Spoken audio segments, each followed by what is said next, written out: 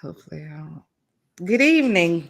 Good evening, ladies and gentlemen. Thank you for joining us this week for Sisters of Legacy. We are going to run our intro and we'll be right back. Welcome to the Sisters of Legacy. They are building a community through great conversation. They are speaking truth. They are speaking life. It's time to do more. Join us each week. Welcome to the Sisters of Legacy.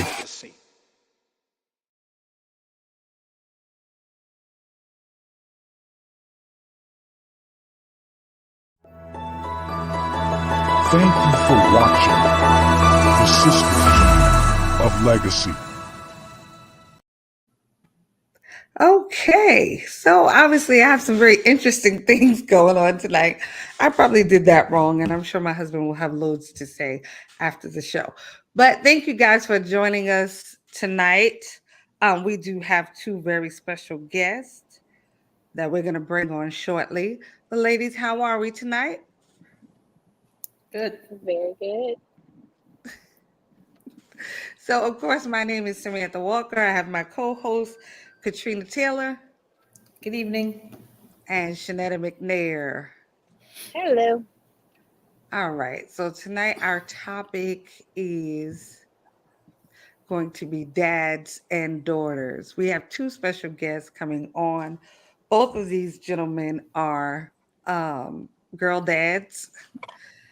Well, Matt is kind of both now. This last time he got lucky, and so he does have a brand new, well, a couple of months old son. And then we have Ephraim Terrell.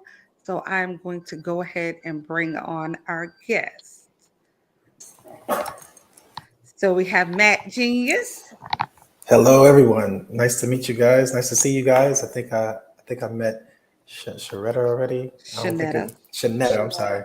I don't think I've met Katrina, but good to see you guys. Nice to be here. Thanks for having me. Doing well, thanks. All right. And we have the wonderful Mr. Ephraim Terrell. Yo, Matt, what's going on, man? What's good, man? It's nighttime Ephraim. I didn't get a chance to. Man, it's a whole new evening. Good to see you, man. Good. Yeah. Shanetta, Trina, it's nice to meet y'all too. Nice to meet you, E. All right, guys. So the thought behind this topic was a few weeks ago, TD Jakes, he kind of handed over Woman the Art Loose that's going to transform into Woman Evolve to his daughter, Sarah Jakes. And in the process of passing or handing over the mantle, there's a point where he says to her, you know, as a father to a daughter, he says, "You are enough." He tells her that, you know, there's going to be times where it's going to be hard and, you know, people are going to betray her and people are going to walk out, but she is enough just as she is. And me, I am not a very um often emotional person. I don't really get that emotional, but watching the words that he said to her as a father, um, it kind of made me a little teary eyed. And I was like, wow, those words meant so much watching him speak to his daughter. So I thought, what better place to talk about it? Because we're all daughters than on here. And I wanted to have a male perspective. So we have Matt. Matt, give me your official professional title. Genius. Got you. Yeah, my professional title is genius. That too. I'm a licensed marriage and family therapist, which is one of the many branches of mental health, which means I see individuals in a professional capacity when it comes to counseling. I do couples as well. I also run groups. I do seminars, workshops, trainings, you name it.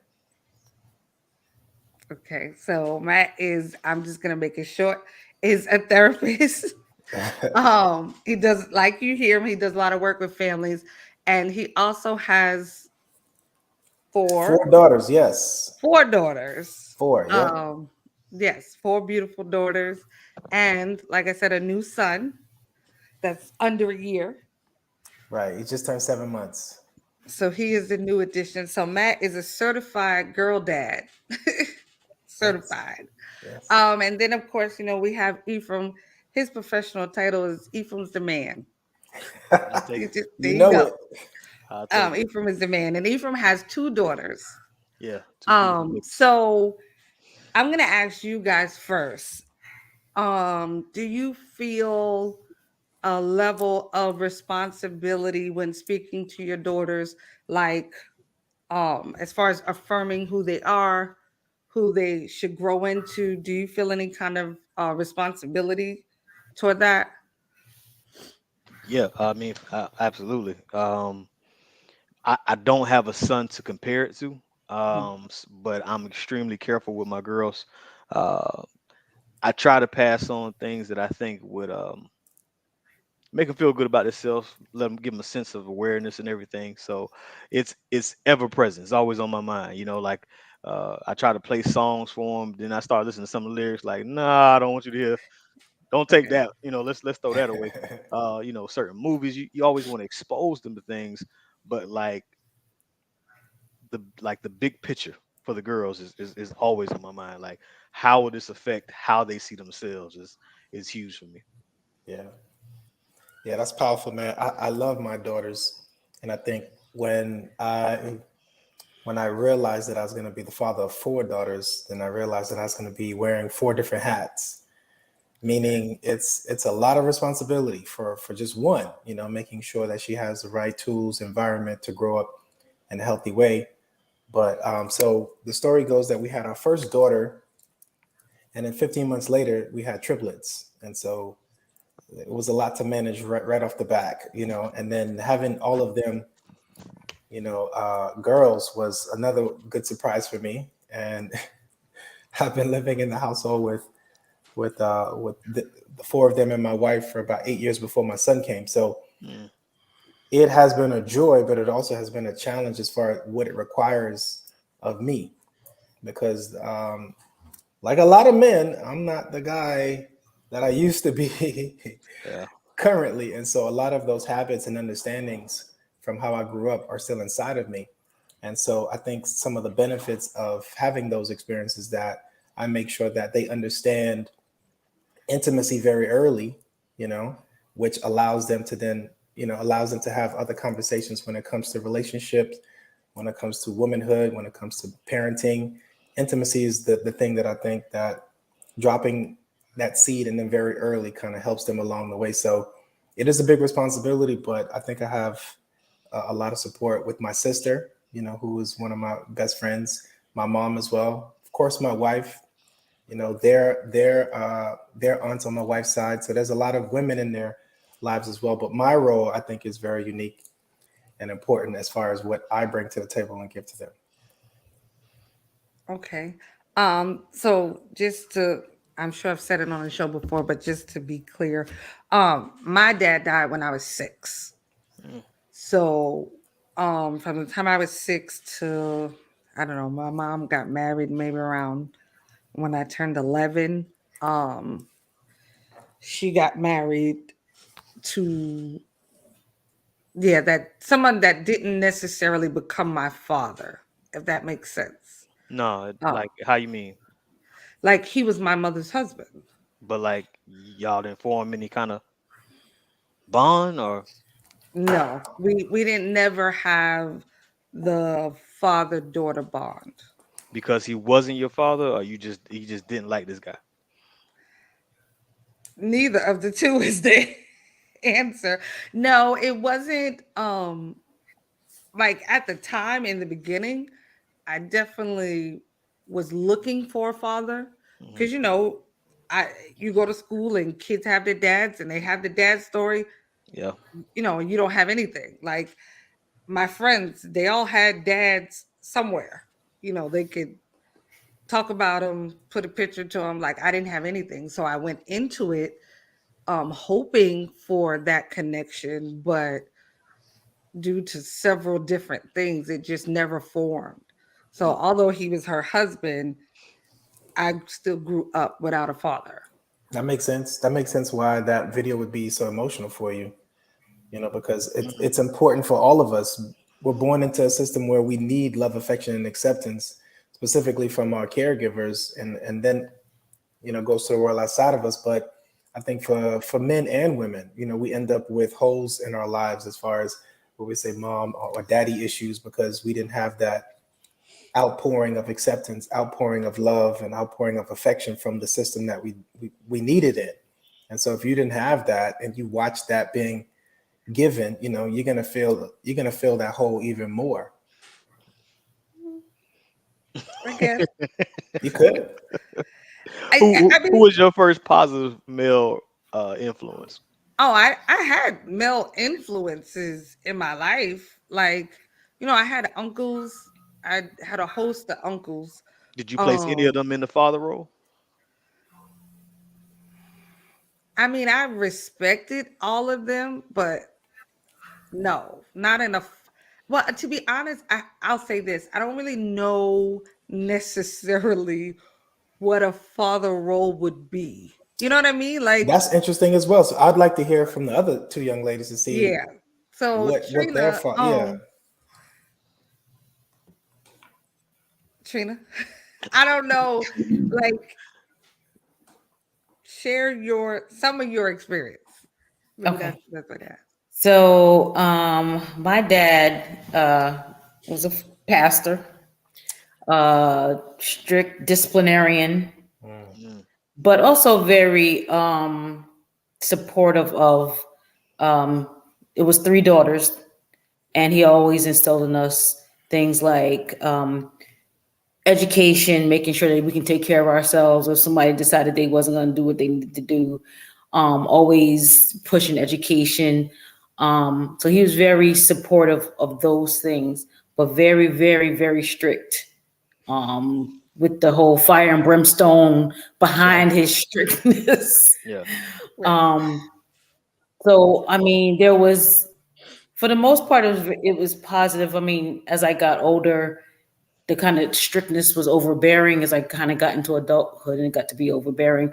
But as a young girl and as a teenager, I think it had very positive outcome, a very positive outcome. Your mom was a balance to all the strictness? Yeah, she kind of balanced it out. Okay. Definitely. Yeah, she was like the sugar after the medicine. Trina, you the oldest? I'm the youngest. And you didn't get no kind of special, daddy's baby girl kind of treatment? Oh. I'm picking up I don't think stuff. so. I don't think there was. He didn't really play any type of favorites with us. It was just y'all all gonna do what's right. Is what y'all gonna do. Right. Okay. Yeah. That could be much too. So it was like not really too much bending or just rigid. Yeah. Very... holiness or hell. Oof. All day. Yeah. All right. So Shanetta did have a minor shift, so we're gonna bring her back on just in time for her to share. What was the original question? So I love your daddy. Really, you just kind of giving us a little background as your father-daughter dynamic. Okay, cool, man. So my dynamic is a little interesting. So I grew up knowing who my dad was always. But he didn't always live with me. So there was kind of this back and forth of when he lived with us and when he didn't. And then there was this, I guess, time frame of when he did live with us, he was never there. He would technically be living with us, but he would be working in Oklahoma or Texas or somewhere else random. So when he was there, he wasn't there. And then when he wasn't there, he wasn't there. So the dynamic was kind of interesting. I have siblings, and the relationship amongst, I think, all of us is about the same, where it was like when he was there, he was there. When he wasn't, he just wasn't. So that's kind of the dynamic of my growing up with my dad. When you said when he was there, he wasn't. Yeah, so technically his living address would be with us, but he would be working somewhere else random out of town, or just kind of like doing his own thing, and then he would shift around, come back around to us, and like, hey, how you doing? And as far as Are you- comparison with other kids, you felt like, I got my daddy, got some of the same experiences, or it was like, No, it was kind of like I felt like growing up one of those kids who didn't really have a dad at home all the time. mm, And then by the time I became a teenager, I didn't really care that much. Or like my attitude was more of a like, I don't like you anyway, so it doesn't matter. mm, yeah. So it was kind of like yeah, that's my dad. He be around sometimes. And your brothers and sisters, they have a different relationship. My sister has I think she has the most positive relationship with him because he never lived with her. So her relationship with him was a little different, I think, than and it was more positive, I think, than my brother and I. Are you saying this because your issue was that the in and out, so theirs was better because he was just never there in a sense? For my sister, I think it was. I think she kind of knew what the deal was from jump, so it wasn't. She never really had an expectation of much from him because she knew that he was just kind of, he was dad, and when he showed up, he was the fun dad, and it was like, yeah, I get to spend a weekend with daddy, and it was like, woohoo, we're all having fun. For my brother, I think my brother has the hardest relationship with him because they kind of clash a whole lot.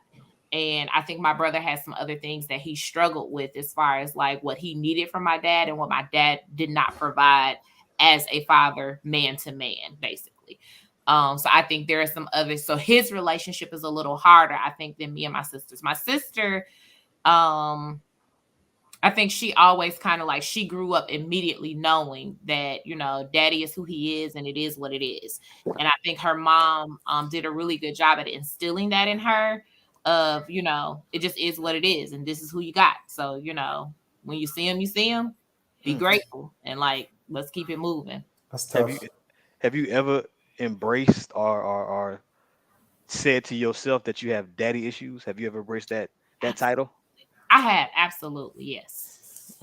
Do I live in that area? No. Do I dwell upon it? Like, I don't, it's a no. Like, I'm not like, walking around like, whoa, it's me. I don't know how to have a relationship with my husband because I have daddy issues. I think there were lots of lessons in it. And when it came down to even my relationship with my husband, I knew what I didn't want to see and what I wouldn't tolerate. So it taught me what I did not want in my relationships more so.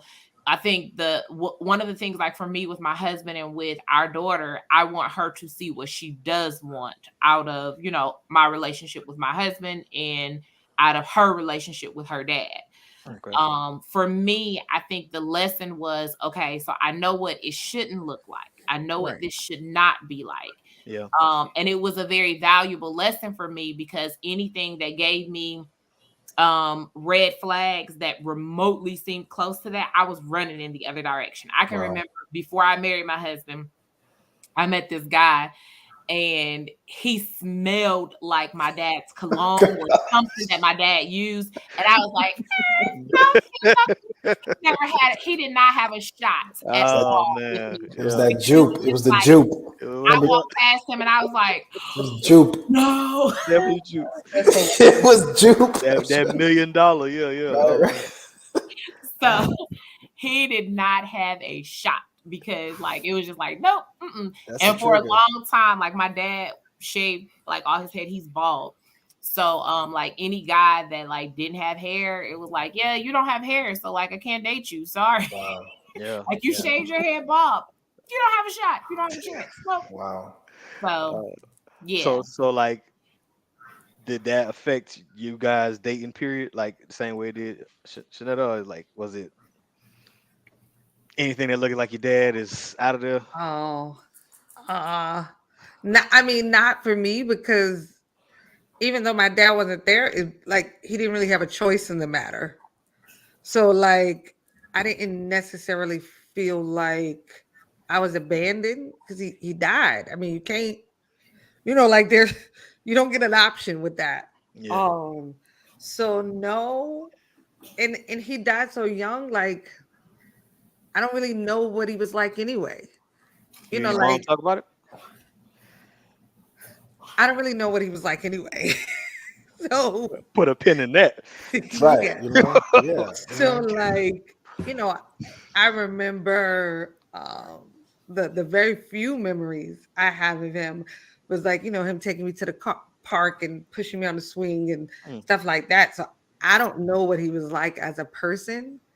Now at this age, I've learned about him, after becoming an adult and already being married. But yeah, so for me, it didn't really affect my dating. Not my dad, but like, yes, my mother's husband.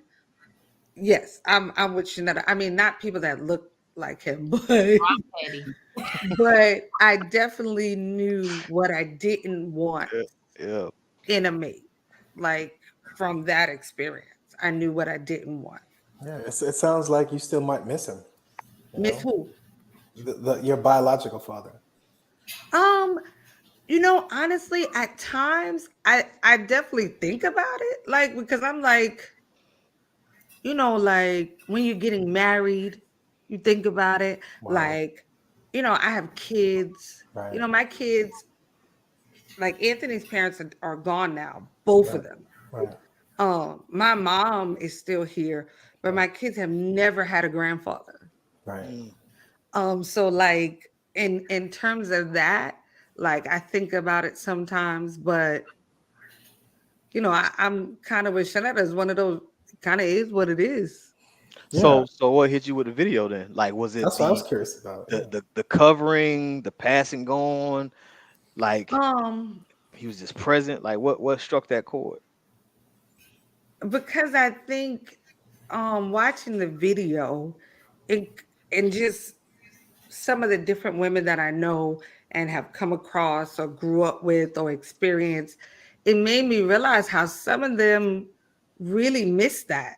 Like, a man really telling them like they're enough. I mean, between the stuff you see on social media and then just people that you encounter and talk to, I feel like so many women would be better off having a father to be able to say that to them. Hmm. Yeah, So, yeah. no doubt. And I don't Yeah. know, I'm getting emotional in my old age. Like, Listen, no, for real. you Like, know what? It's. I think a part of it is that it's okay to miss something that we never experienced. oh, Is yeah. is that possible? Can you miss something you Yes. never had? Yes. Kids do it. I mean, we do it all the time. We just don't know that we're doing it. It comes in at different emotions, and we may be experiencing some levels of grief because of it. But you miss it. Let's say, for example, this is an easy one. I didn't get to go to grad night in high school or prom. Right? You Yeah. think when I saw those pictures, I wasn't like, man, Right. wish I Okay. could have went to grad. You miss it, and then subsequently years later, because that event didn't take place, it does impact you in other ways. But that's just one event. You're talking about a span of your life Right. where that emotional reinforcement isn't there, that physical reinforcement isn't there, the mental reinforcement, spiritual, all those things are absent in a sense to where that's a direct source sometimes. Mm. Like I go out of town for a weekend and my daughters are like, "Oh, Dad, when you coming back?" Right. So it's a big hole that I know is there for them because I play a specific role in their lives that their moms do not. Yeah, that's good. And I feel like it's also easy to kind of miss it in a sense because, my husband is present with our children.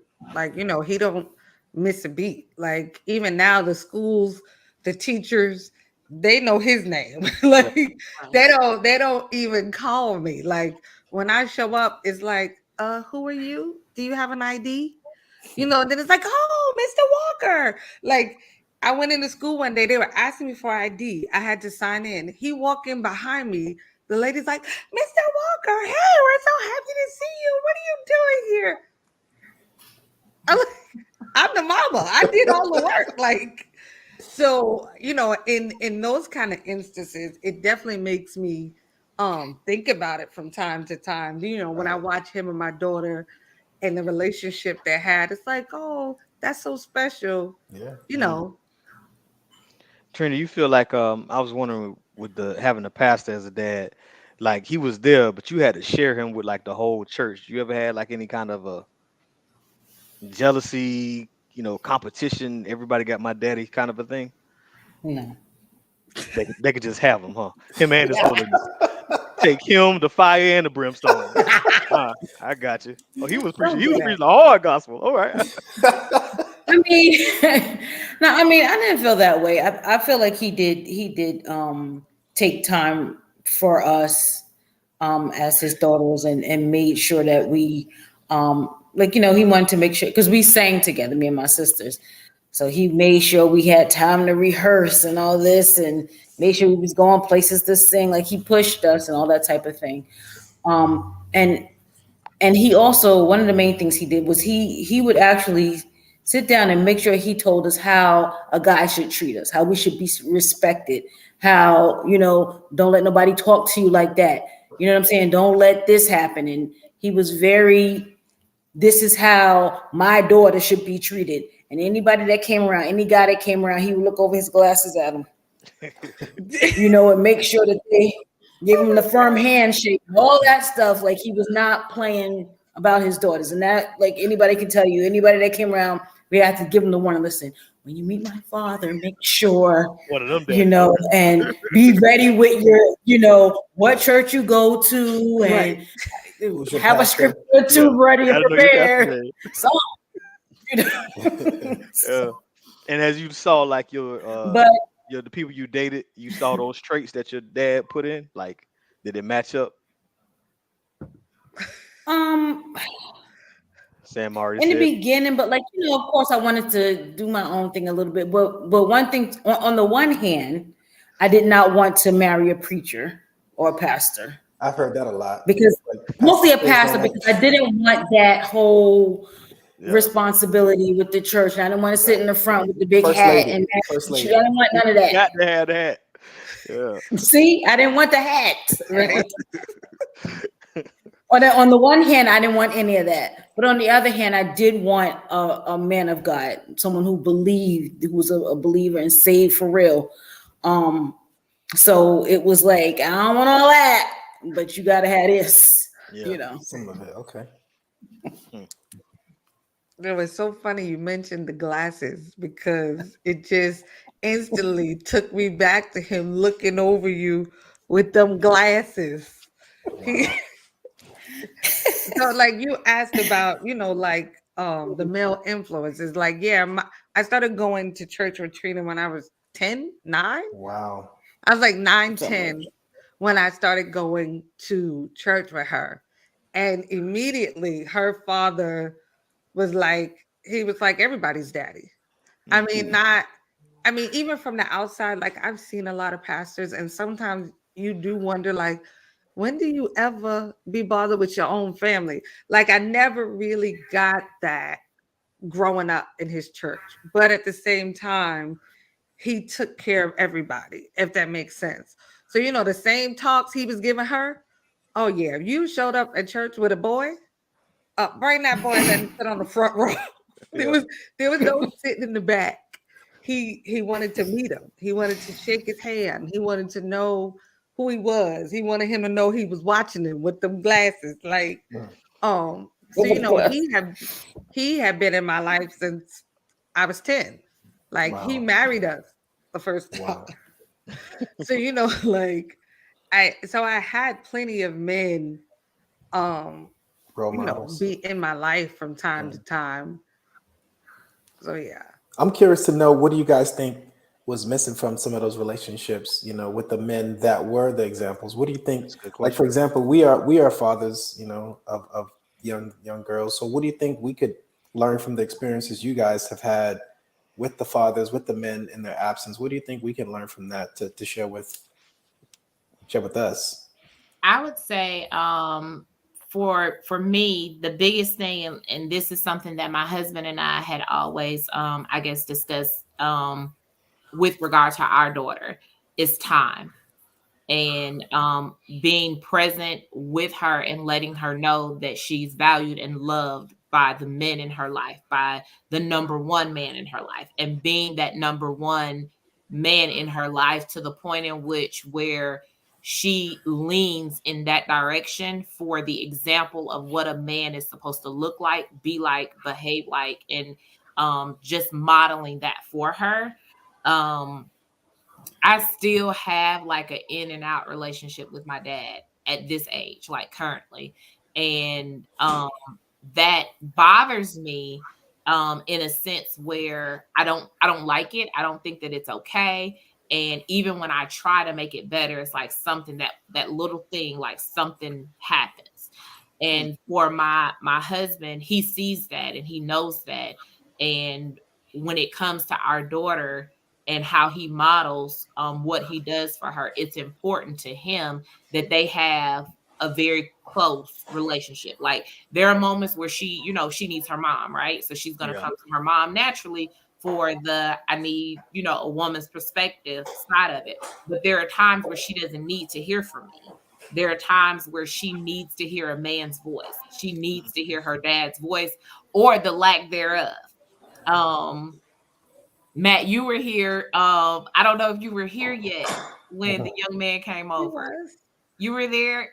Yes, I do remember. Yes. So the lack thereof that night is what she needed from him. But for her, it was like, oh my God. Because like literally she texted me for a week straight after that. Like, Dad didn't say anything on Saturday. Like all of your friends, like the dads all said, like she was really impacted by the village of dads that were in the room. Yes. But she was also impacted by the lack of communication from her dad. And it took like, you know, a couple of days before he actually, you know, gave her words. I don't even know if he actually gave her words or if I gave her his words. I can't remember.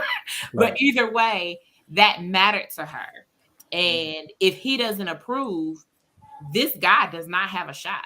Wow. I know it. That's what I want to be. I absolutely know it. That if he never gives the stamp of approval on this guy, he didn't have a shot. And the poor boy don't even know it.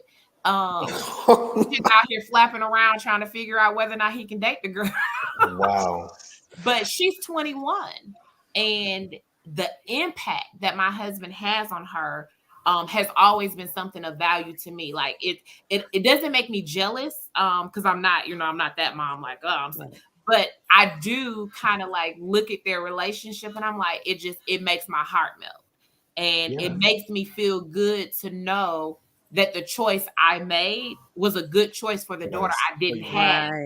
Right. That's good. Are you mad at your dad? No, I get mad at him periodically, but like it's not like a carrying of anger. I did recently have a situation with him that kind of put us where we are today, but mad is not the word. I told y'all before, I'm petty, so I just respond accordingly. But yeah. No, that was helpful. It was just the voice and the silence. And I think the desire to have that relationship, you know, what Ephraim said, like, yeah, that's what we strive to have. Daughters that can, you know, have a desire to come to us and have that relationship. And so, yeah, I have to find time, you know, I have to find time for each one of them and collectively be with them together.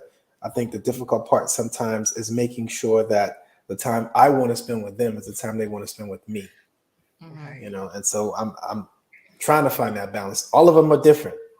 And so making sure that the quality time that I give them, because that's what's going to create that currency later on to where they want to talk to me, to where they want to trust me, to where they want to share ideas with me and want to gain my approval. So that was really powerful. Thank you. Trina?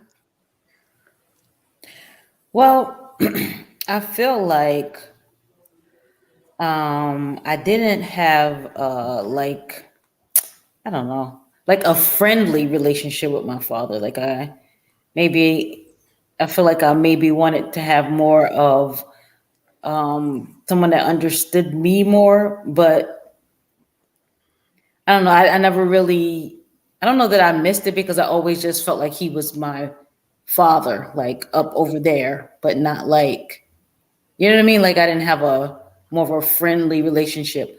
Like I have more of a friendly relationship with my kids, like more of a connection with them as I don't know, like humans, as opposed to just, you know what I mean?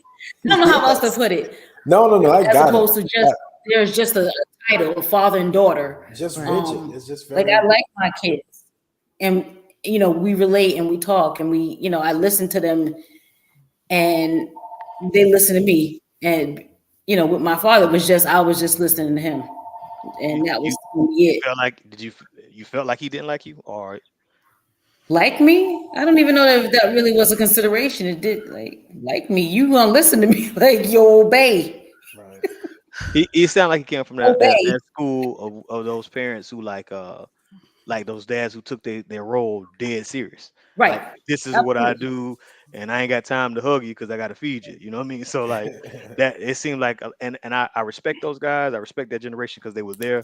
But I think there was some big opportunities that you know what I mean? Like I mean, definitely. he wasn't Everybody mean hates to me. Chris Like, dad. he wasn't like not, he wasn't mean. He was very like, I don't know, but it just wasn't, it was that next step. Like, I know with my now pretty much grown kids, there's a difference. There's more of a, I made sure that there was a difference as far as respecting what they had to say, as long as they said it respectfully. You know what I mean? And listening and fostering that relationship with them. I have this book that I've had for a few years. It's called The Father-Daughter Talk. Okay. It's by Bishop R.C. Blakes. I don't know if you guys have ever heard of him, but this is just a really good book on this very topic that we're talking about. And he talks about how there's a lot of women who have not had that father figure to say those things to them. Not just that they're enough, but this is what you should expect. These are the expectations you should have. And so I've had it for a while. I let my daughter read it because my husband passed away. So she grew up without a father. And, sometimes I wonder if she got all the things that she needed. I don't know. She seems to be very healthy, emotionally healthy. So, and I just say, well, that was Jesus. Cause I'm not a man or a father, so I couldn't be that for her or give that to her. But I tried my best, and I don't know that she had. I mean, there's one or two, I think, positive male role models that she had. But of course, sometimes I'm concerned about it. About what she missed out on. Do y'all talk about that? Not to put your business out there. Yeah, we talk about it, but again, she seems to be very healthy emotionally in that way. But we talk about missing her dad, like who he was, and missing him in particular in her life, of course. And what age? She was 4. She was 4. Okay. Mhm. I know that was.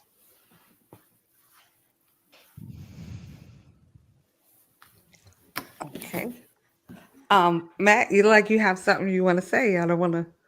No, man, I'm just enjoying this because I really feel like for me as a father of 4 girls, these are the potholes that I'm trying to avoid. Exactly what she was saying. So I'm thinking like, man, like I have to make sure that my role in their lives is something that doesn't impact them residually, like way down the line. So I'm being careful in my mind to think about like how I approach them, the quality time that I spend with them, the tone that I use with them, the examples they see with me and their mom, the examples they see with me and their brother, the examples they see with me and their sisters. So you're always being surveyed and watched. And the friendship part is, I think, is important as well. And so I'm deciding when the friendship is necessary because that role is a part of it.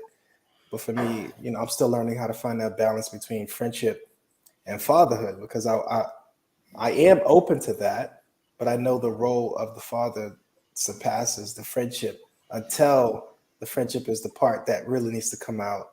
I think maybe later on. So Definitely. And what I told my kids when they were teenagers is that as far as friendship, I would tell them, I'm your friend. These people out here that's saying that they're your friend, they're not caring about you the way Right. I am. They don't have your best interests like I do. So when you think of what a friend is, Right, right. I'm your friend. So that's where the friendship comes in. Not like I'm your buddy, your pal, you gonna disrespect me, friend. But right. know what a real friend is, Okay. and know that I'm your friend. Right. And that's how that developed. And that's for, at least for me and my kids, that's how that developed. Yeah, and You it know. takes a lot. It takes a lot to make it through those transitions, right? And Right. it all does. Oh yeah. It doesn't happen overnight. So like Oh no. Matt said, I Child. mean, being a father, and I mean, it's no. I don't want to argue who got the harder job, because I mean, like even what Sam was saying earlier about like with the social media piece, like the imagery that you guys have to deal with. Like I've seen tall, skinny, fat, good-looking guys, bad-looking guys get girls, right? We don't have the same image issues or challenges, or however you want to put that women might have to face. So you guys have your own challenges, but for a father, like I don't want to be caught slipping. I don't want to let her off the hook when I should have put on it. You know what I mean? I don't want to, I ruin everybody Christmas when I should have just played it cool. You know what I mean? Like it's. I feel like I'm walking on eggshells sometimes, just trying to make it through those transitions. Like, nah, that was supposed to be cool, Dad, and you went crazy. Like, nah, you can't let her Right. get away with that. You gonna let her try us? Like, wait a Right. minute. Right. So the navigating those moments, man, because especially for me, like what I find it hard is just like that me time. Like when I'm trying to balance my own stuff or Right. think of my own things, and I like disconnect from the family for a minute. You gotta catch back up, like that little that double dutch thing. You gotta see what the vibe is. You just can't come in fussing and yelling and trying to Right. jump into a situation. And I haven't always done the best job of that. So like on as they get older, I'm trying to do a little bit better job of kind of seeing what the pace is, seeing where we at, you know, because I always thought originally my job was to just reinforce, like by the time you call me, I'm thinking I'm there to squash something that couldn't be handled. You know what I mean? So I'm the daddy. You're the muscle. You're just the Yeah, I'm the muscle. muscle man. I thought that's what it Remember was. that. You know what I'm saying? You let me know education. You let me know they need to go buy clothes. You just keep me informed, and then when you call me and to release me, then I come in fussing. You know, I thought that was the whole thing, but the girls, man, like they so sensitive. It gets very emotional around here. So trying to figure out everybody's emotions and where they at and stuff. It's a bit of a challenge. I didn't get this. I don't know if you said this earlier, but what age are your daughters? I know you have two. I got 11 and 6. Okay. Oh yeah, wait. Because 14 is coming around those corners. I'm looking forward to it. The emotions of like That's because you're a high therapist. gear. In the high gear. My husband used to when our daughter was younger, in elementary school, every year they did this father-daughter dance. And from kindergarten on, we had like all the pictures every year. Every year he would, get dressed up and he would take her out to this father-daughter dance. And every single year he would come home and be like, I'm not going next year. She ditched me. She left me. Like went off and ran off with her little friends and they were off in the corner cackling. Yeah. Every year he would come in. He's like, I'm not doing that again.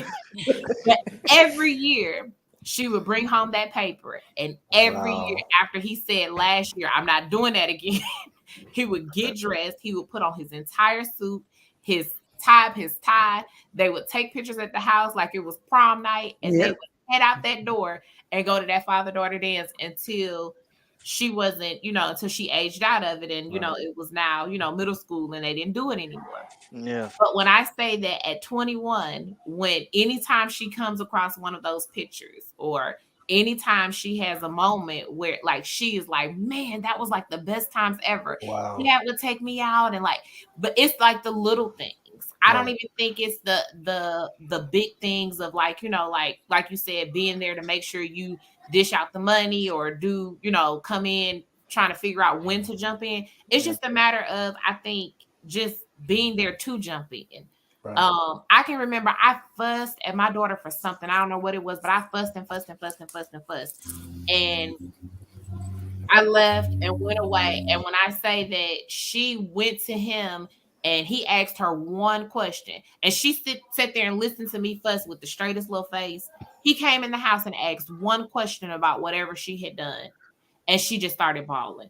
And I'm like, what do you mean she's crying? He's like, she's crying so much, like she's not even breathing right. And I'm like, Wow. so it was the impact of the one question from dad, because I didn't ask her 200 questions like 10 minutes ago and walked out the room. And he came and asked one question. And the impact that he's always had on her, that's the thing that I admire most about their relationship, is just that impact. Yeah, that's powerful. That words have. And it was just him being there, right. and just constantly being there, always being present. And I love it. Like I love their relationship and what they have together. Yeah, I have an example of a father who has a daughter, but you know, their relationship wasn't necessarily the best. And that was one of the examples that I saw, like how he would speak to my sister, how he would interact with her, how he disciplined her. And sometimes I'd be taken back, like, whoa, and sometimes those memories, I'm still very close to my sister. I only have one, and two older brothers, but just seeing those examples and then having to have that responsibility of having four daughters, it's like God must have knew something. It's like, so I think this is also a training ground to also work through a lot of those indirect issues I had with seeing my dad be that way to a young lady, which is my sister, and so it gives me an opportunity to be something different, something soft, something more relatable, something to where they can trust, something to where they can feel vulnerable and open. But I also know that there was a part of it that was necessary as far as the rigidity that I think was being said earlier. There's sometimes where you have to make sure that the boundaries are there so that they can learn how to establish them when they get out too. So it's a fine balance, man. I'm enjoying this journey. Of course, it gets exhaustive sometimes because of the emotional weight it carries, So you say times two, multiply your 2 times 2, man. Yeah, So. Yeah, man. I'm be praying for you, bro. Listen, I think consistency is extremely important. Like, Shanetta, how you said every year he would say he wasn't going. And then as soon as she show up, he was consistent. He put on that suit and he went. And I even look at my kids and Anthony. There have been times where he's literally lived in another state. I don't know what he worked out with his job, but he saw the kids, and they were small, at least every 6 weeks. Wow. He was flying to Illinois every 6 weeks to see the kids. Like, they can't think of a time where he wasn't there, even when, he didn't live necessarily there. He was there. Like, consistency is important. That just showing up makes all the difference for, for your kids, for your daughters. I mean, I'm sure sons too. But I look at my daughter, and even as simple as her and her father are so goofy. Like, even my son is like really young. Like, me and my son are looking like, that's a lot. But the two of them, the way they can sit and watch something and just pick out the weirdest parts and laugh together for the longest. It's like the little things, that he gives her, and she go to him. She know they can laugh at a show that they've seen 30 times like it's the first time. And and I don't offer that. I offer other stuff. But to see the relationship that that they have is like, wow. Like, she knows she can count on daddy for a simple, small thing. Do you guys remember any TV dads that stood out to you guys? Like TV Bill dads with Cosby, the number one TV dad. Father, daughter. Nobody like Sherman Hemsley from Amen. With Lionel? She was real spoiled. he did anything for her. Yeah, Yeah, you yeah, know. Yeah, yeah. but I always felt like they had the most unhealthy relationship. It It was seemed over the like top. there was no boundaries. She was so old, and they were. Yeah. Yeah, I didn't really. But I did I didn't, appreciate her dependency on him though. yeah, Like she leaned on her father to fix Yep. everything. Yep. right. But she Yeah, was 100 years old. yeah. Like I feel like she wasn't prepared to live in the real What's the world. other one? The other one was the one Carl, with all right. What's the guy's name? Who Dynamite? What's the guy's name? uh, You talking about James, James James Evans? Evans. James. Yeah, man. He was a rock solid dad for me, man. Eh, He was a rock solid dad. Yeah, he was I don't. consistent. He went to work. He made sure his family had the Yep. best that he could give them. Yep. He was But very he never moved them out the Yep. projects. He was a bad dad because he never got them out. I Oh don't my care what y'all say. God. They had too many opportunities to get out, and they always found the I'm focusing on reason. I'm focusing on what he did right though. yeah, He was there for his daughter. yeah. He was there It for went his and then fooled around and died on too. I'm with you, Sam. What was he thinking? Like, come on, he just gonna die come while we on, still here in the project. yeah, and leave me And here. they still there. I Dang. can't. Yeah, he was Listen, good. I hated Good Times. Yeah, I ain't Um, had good times. yeah, I hate that show. What Like about Carl Wins, Amy, Uncle Phil? Carl Winslow too. Uncle Carl Phil. Winslow's Carl good. Winslow, Uncle yeah. Phil was Uncle really Phil. good. Yeah, yeah, but Uncle Phil didn't prepare his daughters for the real world either. he prepared them for the world they was in. Yeah, he did prepare them for the world they were in. They was ready for Bel Air. They were. Right, but he was always trying to push them out into the real world that he hadn't prepared them for. I mean, not West Philly, but he had them on. Right. He had them on the right track. And I mean, the first Unveiled was amazing. You know, they had something going on. Yeah. You know, like, and Matt said a word a little while ago, and I think it's kind of something what Trina was hitting at. Like, I want to shoot to be relatable. Like, you know, Right. I'm Right. your father. Don't make me your buddy, but like I can be in my role and still be like Trina said, like a human. Like, you know what I'm saying? Like I have actual moving parts and feelings and thoughts, you know what I'm Yeah. saying? Right. I'm Yeah. not just solely here to operate in the role like some robot that, you know, cuts on and off, but you know, like it's we don't always have examples of that, you know what I mean? So it's a little harder to navigate. And then you talk about father-daughter dances and stuff. You just never know what sticks with these kids. Right. You know, like I try to go scoop them up, get some ice cream, and have this whole day planned out. But they remember me doing donuts in a rental car. Like, why did that stick with you? But this intentional thing I was doing, that didn't make, you know what I'm saying? That didn't land at all. So like you just never know. So I guess you gotta keep at it. But like I want to be relatable. You know, I want to be me in all that we do. You know what I'm saying? Right. But I don't seek the buddy. I don't seek the befriend necessarily. Like I'm daddy at all times. I But take the like hot seat. I take the hot seat sometimes. Meaning, But you know what? I think. Oh, sorry. Go ahead. no, that's fine. That's fine. Just meaning I let them tell me who I am to them. You know, meaning who I've been to them, even if it's for a period of time. Like we have hot seat. Everybody gets in the hot seat to where we tell you the things we appreciate about you.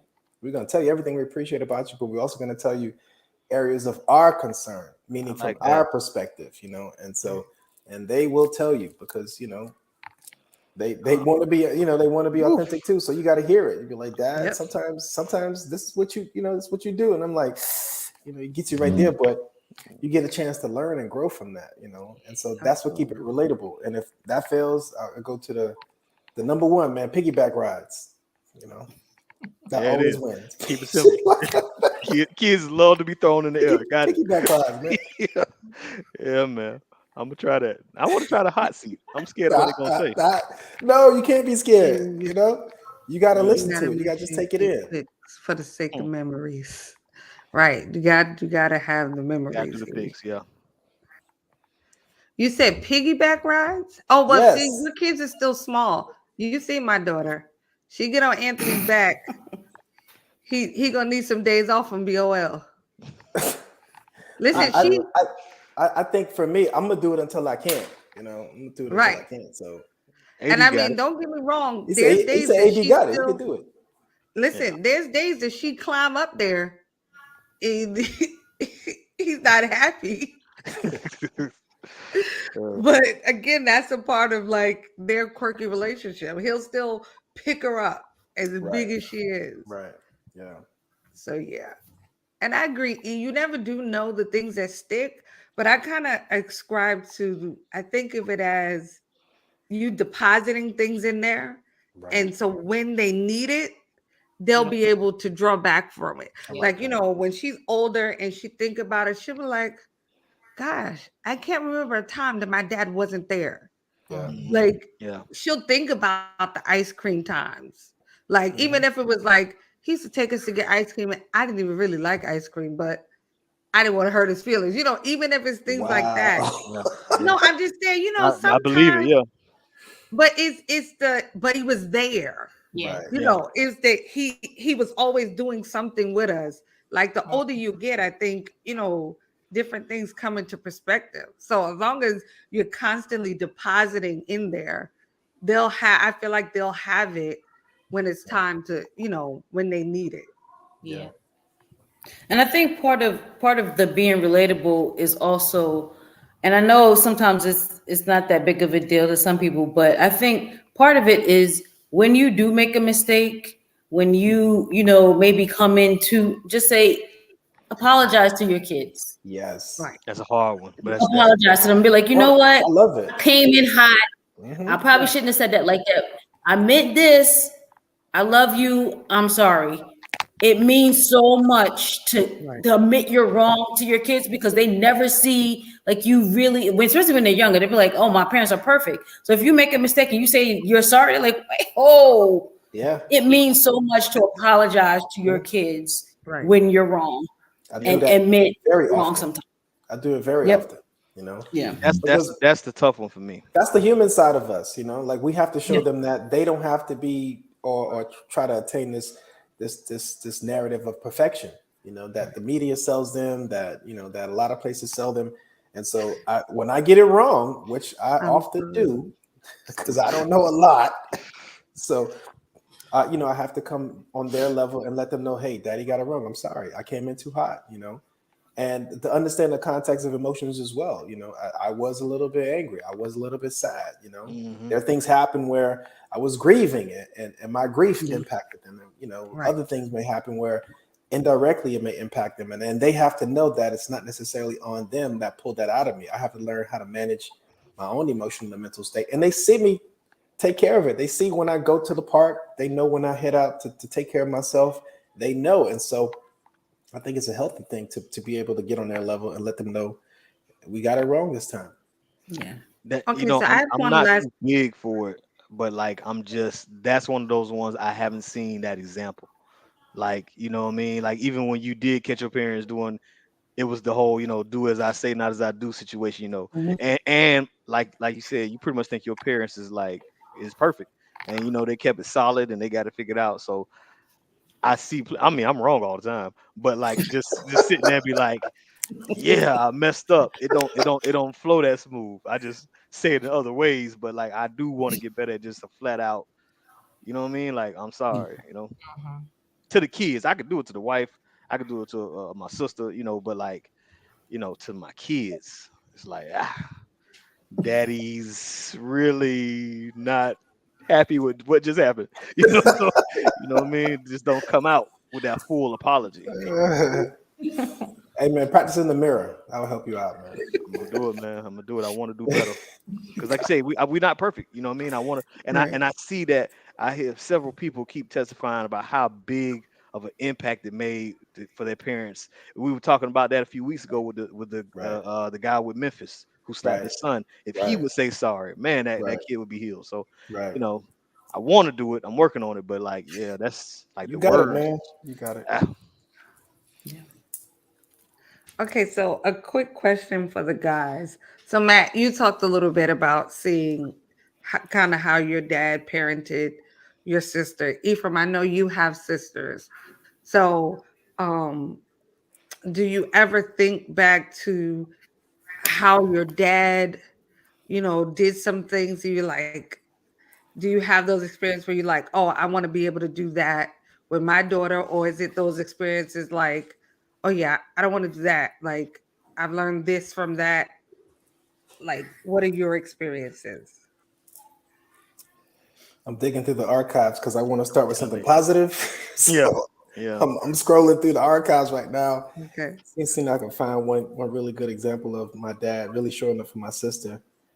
And man, it's tough. Maybe I was too young and I can't remember. She is like maybe 3 years older than I am, so I can't remember a solid time Okay. where he was like effective in her corner, you know. And so, but I did see a lot of the things that I really wanted to steer away from, Okay. you know, and that was a person who wasn't trying to understand my, you know, like the growing young woman that she was becoming. Right. I don't think he was prepared for that. So I think that lack of understanding allowed him to show up in her life very different than I think what she desired or needed at that time. And so Okay. I have to be very cognizant that I'm paying attention to when they're shifting. Right. You know, they're bordering preteen right now. So I'm being very careful on language, you know, the influence they have with media, music, and so forth, making sure that they understand, like I said earlier, intimacy and what that is, so that when we do have the conversation about relationships, we can already have a foundation, because the word intimacy for me is the foundation that I want. And that's a lot of what I didn't see with my dad and my sister. Yeah. My dad was consistent, you know, a very structured man. I don't think my sisters really appreciated a lot of what he did. To this day, I just, you know, well, I don't want to. That's tough to say. They love their daddy, but like my daddy's very unapologetic. You feel me? He said what he said, and he meant it. And you know, he's done some crazy things. You know what I'm saying? So it's I don't think they always had that appreciation, but like I want to be there for my daughters, like my dad was. He was Okay. solid. He was there. Like he was himself. He didn't change up for no school principal, no PE coach. You know what I'm saying? You know, when my grandma was there, he turned it down just a little bit, but he was him all the way. You feel me? Like he Okay. got stories of 2x4s at churches, big getting his money right. Like my daddy is like crazy, right? But he is you could like he's predictable though, like because he did a really great job in front of all of us, like letting us know who he is. You know what I'm saying? So I can like even and I pray that's a million years from now, but the day he transitions, I'll be able to say, now this is just what my daddy would do in this situation. Like because he's lived that structured, or like, you know what I'm saying? He's predictable like that. So I want to be that for my girls. I want to be, you know, I'm not ready to hear them calls like, did you talk to your daddy today? Like, I can't imagine that, you know, a conversation about me, you know, but still, you know, I want to be there and be solid. I think my dad was very solid for my sisters, and they can count on that. He didn't hold no punches. He didn't, you know, it wasn't no birds and the bees. He told them what they was after, what they looking for. You know what I'm saying? It was, you know, he didn't let them, I don't think he made sure they were aware of what's going on in the world. Right. You know what I mean? Okay. So he was solid. Hats off to Pops, man. Sound like a solid Yeah. guy. Yeah, man, good people. Okay. Any last words, Matt? No, I really enjoyed this. You know, I think these conversations are what helps the next generation of men, you know, really do a better job, and also help the women heal. You know, this sounds like it could be some things that could be worked through for some of us, you know, like maybe holding emotions on the inside that we didn't get a chance to let out earlier. You know, seeing my role as a father, and also having to see women as a therapist. You know, you get a chance to really see some of the holes that we could leave, and I'm like, I got to do better. So this was a very educational conversation for me. I appreciate you guys having me. That's it. Absolutely. Ephraim, any last words? I didn't know that you cried, so it's good to find that First out. of all, just Shout to out to clear it TD up, I Jakes. didn't say I cried. I said I got a You little said you weepy cried. eyed. That's I right. heard cry. I heard cry. I heard. That's what I heard. That's what I'm running with. Now I know all things are possible. You know what? Yeah, Thank you, sir. I appreciate it. I'm so glad Trina, to be any on. last Have a good one. words? No, nope. Shanetta? Great talk. This was a great talk. So I will say, Matt, you did just say, as a man being able to help people heal. I'm sure part of it was because my dad died early, but I kind of grew up with that men don't stay kind of thing. Wow. Because even Mm, before my dad died, he wasn't necessarily there every day Wow. okay. due Okay. to several reasons, whatever. So, and then watching my mother be married and that be interesting, I kind of felt like men don't stay. So if I was dating you and it looked like you might have been getting a little shaky, I was out first. Wow. Like Get you before you I get me. wasn't gonna give, anybody the chance to not stay. I was gonna leave first. And even when I first got married, I'm thinking men don't stay. Marriage seems great, but men don't stay. And I will say through all the ups, downs, like I call Anthony my stalker. When I say he has never, he he has done above and beyond to stay a part of my life in every season, even when I probably was terrible. He stayed, he's stuck around, he made sure he showed up for the kids no matter what. And maybe it is because, he knows everything that, kind of how I felt about things. But I will say he's always gone above and beyond in that area to try to make it okay for me. Mm. Shout out to Walker, man. So he's I dude. So thank you, gentlemen, for showing up. I thank him for letting me ask you, I guess for loaning you guys to us. Matt, I always appreciate your knowledge, your input. It's very refreshing. I love it. E, you're my favorite of all times. Thank you guys for showing up, ladies. I love you. Thank you for your support. Guys, we're on what's today? Thursday. Thursday. We're on it's been a long week. We're on every Thursday at 8 p.m. Next week is Turkey Day. So we won't be on next week. Catch us the week after at 8 p.m. Until then, be safe. Have a happy holiday. Eat lots of turkey. Thank you for watching The Sisters of Legacy.